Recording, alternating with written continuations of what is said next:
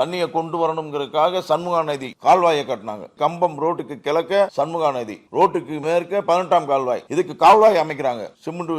Cement போட்டு தண்ணி leakage ஆகாம அமைக்கிறாங்க. அமைக்கப்பட்ட அந்த கால்வாய் 1-2 அமைத்து சிமெண்ட் பூச்சிகள் சரியாக பூச்சப்படாமல் உடைப்பு, எங்க பார்த்தாலும் உடைப்பு. அந்த 18ஆம் கால்வாய் தொடங்கிய 7வது கிலோமீட்டர் 8வது கிலோமீட்டர்ல தண்ணி பூமிக்கு அடியில் போயிருது. அடுத்த ஊருக்கு போவதில்லை. இதே நிலைதான் சண்முகா நதி. சண்முகா நதியினுடைய நீரை ஓடப்பட்டி வரை கொண்டு வர வேண்டும் என்பதுதான் திட்டம். போல அது வரும் நினைத்து விவசாயம் பெரிய பந்தல்லாம் அமைச்சு விவசாயம் செய்து கொண்டிருந்த விவசாயிகளுடைய நிலை, கடன் வாங்கி எல்லாம் செய்து கொண்ட நிலை, இன்னைக்கு ஒரு சில விவசாயிகள் கூலி வேலைக்கு போய்கிட்டு இருக்காங்க. நான் சட்டமன்ற உறுப்பினராக வந்து சண்முகா நதியினுடைய கொள்ளளவை 2 மடங்கு 3 மடங்கு உயர்த்துவதற்கான திட்டம் வகுப்பேன்.